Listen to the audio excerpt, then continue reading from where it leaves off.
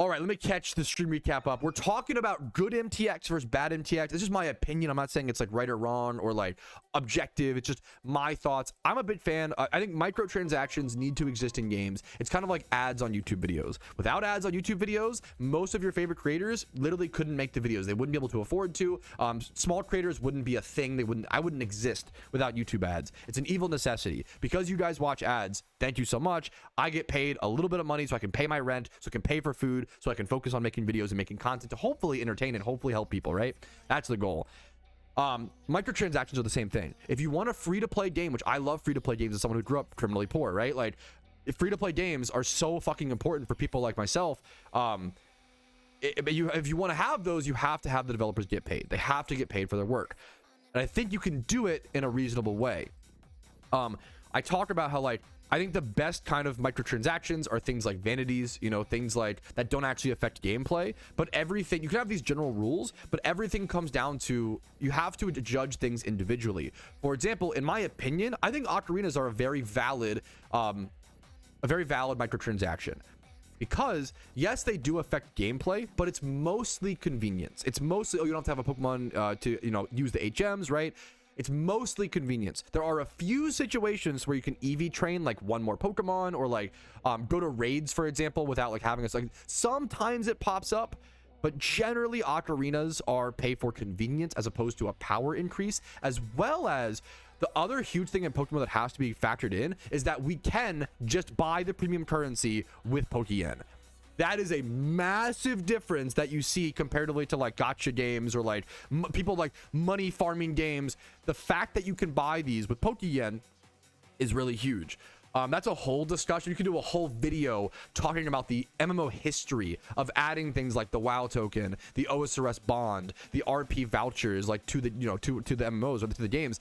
There's a lot of positives and negatives. Yes, do RP vouchers allow people to credit card swipe and get an unfair advantage for spending some IRL dollars? Yes, but it also cuts down on RMT dramatically. It also allows players who don't have the IRL funds to then be able to buy the RP vouchers off the GTL and still buy the premium items, even though they don't have IRL money. So it's one of those, like, I really like it. There's positives and negatives, but I think the positives for things like WoW token, OSRS bond, vouchers do outweigh the negatives. But if you disagree, I respect it. I think it's a really valid position there. More power to you. I can speak on, I played 20,000 hours or so of RuneScape. I maxed 2 accounts on RuneScape. I maxed a main account, and I was the 74th person in the world to match an Ultimate Ironman account. I've never paid Jagex a dime. I grew up really poor. I couldn't afford it. I could not afford RuneScape membership. My mom, you know, we couldn't afford it, right? What I did was I grinded. I got that fucking Obor club back when that was first added. I sold it for like 1 to 2 million Pokeyen. I bought bonds back when bonds were like 1 to 2 million gold in old school. It was a long way. They were first added in old school RuneScape. And I snowballed. I went to Green Dragons and I snowballed. I never paid Jagex a dime, but I was able to pay 20,000 hours of membership gameplay because I could buy bonds with gold. That is the only reason that I could play RuneScape, was because I could buy bonds with in-game currency. And I think it's a beautiful game to give people access to, even though it does also allow people to kind of get some unfair advantage. But like I always say in PokeMMO, yes, you can credit card swipe for Pokeyen. You can't credit card swipe. You can credit card swipe for Pokeyen. You can credit card swipe for the donator status, the shiny charm, the PvP team. You cannot credit card swipe for the PvP still. You cannot credit card swipe for the endurance and the patience and the time that is required for an egg shunt or a single encounter shunt or even like a time swipe horde shunt. A lot of people who like made credit card swipe to like get all these things, you have to have both. That's why like John Lucky is a perfect example. If you don't know, John Lucky is like a really talented Chinese player. He credit card swipes infamously a ton, but he also grinds almost more than anybody. I think the whales in PokeMMO, they may spend a lot of money on the game, but at least they play the game a ton. Versus like a lot of other whales will like use their money to like just skip all the time, right? I think PokeMMO players still have to earn the rewards even after swiping, which I think is really important, even though I'm not a fan. You know, at the end of the day, I'm not a fan of it existing in the game. I don't blame the players. I blame the systems. I'm not a fan of things like shiny charm. Donator status, I'm kind of okay with. And it's one of those, like, you can only draw so many general rules. Like, why would you be okay with donor status and not shiny charm? Let me explain. Shiny charms are so expensive for the boost. They only last an hour. The price per per hour of boost on shiny charm versus something like donor status is ridiculous. Shiny charms are so much more expensive, and also the stacking matters, right? If only donor status existed in the game, I think that would be fine. I'm not a huge fan of shiny charms, but I'm not, they're not going anywhere. I'm not gonna worry about advocating against charms because they're kind of here, right? I'm not a fan of MTX, but let's get to the real kickers, right?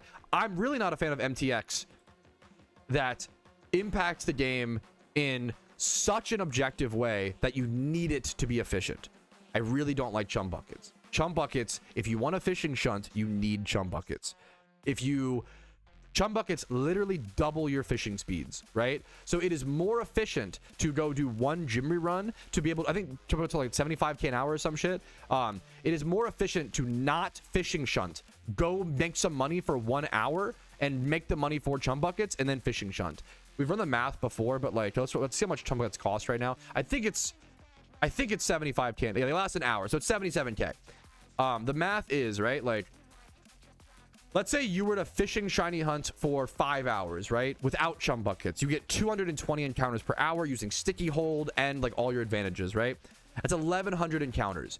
If you were to go do a Jimmy run for 1 hour and make 300,000 Pokeyen, and then divide that 300k, let's say you're able to buy, let's even, we're gonna like make it even more, like we're gonna lean towards the opposition, right? Let's say you could only, let's say chum buckets cost 100k and you could only buy 3 of them, right? If you spend 1 hour to go do a Jimmy run and then you go shiny hunt for the other, so both people play for 5 hours. One person fishing shunts for 5 hours without chum bucket. One person does a Jimmy run and then spends 4 hours fishing with chum bucket. That person fishing with chum bucket will double their encounters, get 440 encounters per hour within those 4 hours, and get 1700 encounters. 1700 versus 1100 in a 5 hour time frame. The more that, like, the more hours you put in, the more you get even further apart. I don't like chum buckets because chum buckets, you never needed shiny charm. All the veteran players know this. You do not need donor status and you do not need shiny charm to shiny hunt. They don't help your shunt as much as you would think. It costs to pop shiny charm and donor status for an entire ×5 horde hunt, for example. The donor status, we're not even gonna include the donor status cost. Let's just assume the shiny charm cost, right? Shiny charms are currently what, 200,000 Pokeyen? 180k. They're cheaper, which is cool. At 180k, right? If you pop donor status and shiny charms, you're gonna have to pop shiny charms for 24 hours. It'll lower your shiny rate to 1 in 24,300 or so, right? You're paying 4.3 million Pokeyen to shave 7 hours or so off your hunt, which is just not worth it. And that's on top of the donor status cost as well. So you would do like 7-day. That would factor into a few shunts. So it'd be like 5.2 mil, right? Paying 5.2 mil to shave 6 hours as well. 6 hours off of your hunt on average is just not worth it, in my opinion. I think most people agree. It's just you have to make like almost 1 million Pokeyen an hour. Most people don't like flipping like crazily, right? It's so expensive, it's not super worth it long term. But what scares me is like, so that's like shiny charms and donor sets are not as bad because it's not even that worth it financially. You don't have to put that money towards eggs or whatever. But chum buckets are so good that like everybody should use them, like bar none. They're just so insane, and that's like the problem in my opinion.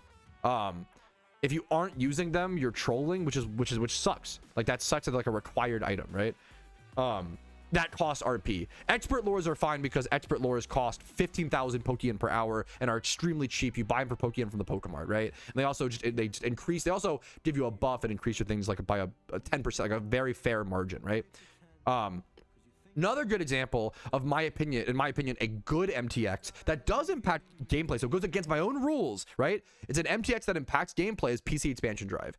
Now, the reason why I think that this is actually a good MTX, right, is because you could just create an alt account. You can create an alt account for free. You could create infinite alt accounts for free and have more PC space. It's a little bit more obnoxious to trade. So like you're paying for convenience. When you buy a PC expansion drive, or 20 of them, right? You're paying for the convenience of having more PC slots on that character that you're currently on. But you don't need them. You can just have alt accounts. If you have a main account, right? And that's 11 box spaces. You make 2 alt accounts. That's 22 free. Making 2 alt accounts and then just getting them to the first town, like in Kanto or whatever, you've just added 22 box spaces, right? To your gameplay or whatever. That's more than the expansion drives. The expansion drives are super expensive, right? So I think that's why that ends up being like a good MTX, in my opinion, even though it impacts gameplay, which is not something I, normally care about. So I think most of the MTX in PokeMMO is good. We stopped, I think temporary incubators was bad. I think we stopped that. I don't love shiny charms, but we're never putting that back in Pandora's box. It is what it is. Unfortunately, I can either complain about it every day or I can just move on. I'm sort of advocate against it when I can, when the topic comes up, but you got to move on with your life, right? Pick your battles. Chum buckets I really don't like. I've talked about that a million times. And I was one of the biggest advocates of a fishing buff. I was one of the biggest people saying that fishing shunning needed a little bit of a buff. I think it was the worst feeling shunning method before chum buckets. And when I say that, I was advocating for a 10 to 20% buff. Chum buckets buffed it by 100% and are an RP item. I don't like that personally, but that's, one to two bad MTXs, in my personal opinion, not right or wrong. 1 to 2 bad MTXs out of how many exist in the shop, I'm pretty happy with that personally. So I think overall, like, if I were to grade PokeMMO's microtransaction options, I'd probably give it like an 8 out of 10, maybe like an 8.3 to be exact, 8.4. It's quite good, but chum buckets do knock it down a full grade, and then shiny charms are kind of like a 0.5. So I would say like 8.5. I think 8.5 is a very fair way to grade PokeMMO's cash shop. The fact that you can also buy it, once again, with Pokeyen is super, super important. If you couldn't buy RP with Pokeyen, that immediately takes, in most games, like a best case scenario, like a 5 out of 10. I think being able to buy the currency in game is super important. Yeah, that's my thoughts on PokeMMO's microtransactions. Hopefully that, it was interesting, informative, taught some history. If you disagree, just do it respectfully is all I ask, and kindly. Like, hopefully I've disagreed with people respectfully today as well. Great question, great topic from Jack, and I hope you guys like the video, dislike, subscribe, follow me on Twitch, all that jazz. We do a lot of yapping here about this beautiful game that we all love.